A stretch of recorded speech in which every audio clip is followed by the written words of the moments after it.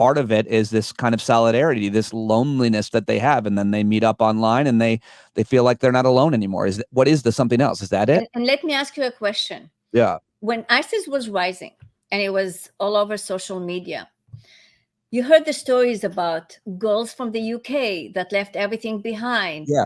Teenagers. You heard the same stories in the United States. One of the cases that I investigated and was published everywhere is the 3 Colorado girls that suddenly left one day and trying to join ISIS, and luckily they were stopped before they arrived there. Mm-hmm. And they were the ages of about 15, 16, and 17. How much ideology did these girls have about ISIS? How much did they know about them? These girls were part of a family that they loved, and within 6 months they changed everything immediately. And that was because of social media. That was because of the internet. That was culture.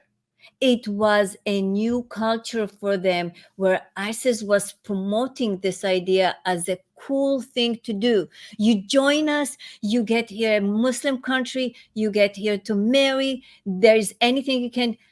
And the same thing happened with the far right. It's the culture, it's the memes, it's the community that welcomes everyone. Just like you said, it's those that don't fit in the community, the lonely people. It's from the incels to those that can't fit anywhere.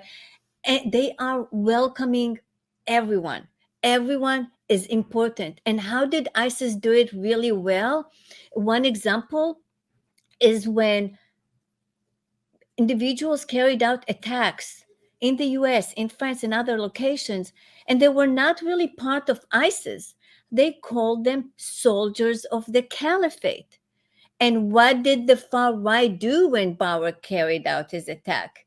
He was named as a saint. And the saint of the saints is Tarrant from New Zealand, and so on. And Ernest is a saint, and the Buffalo Shooter is a saint.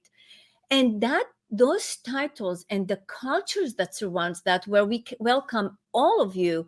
And I blame on this the internet platforms that allow these communities to thrive.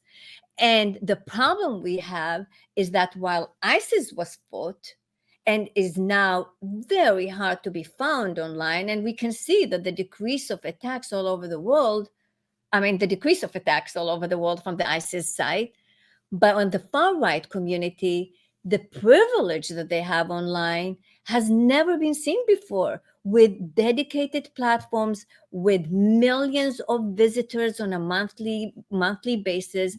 And so that attracts all of those that really are looking for, can't fit anywhere else.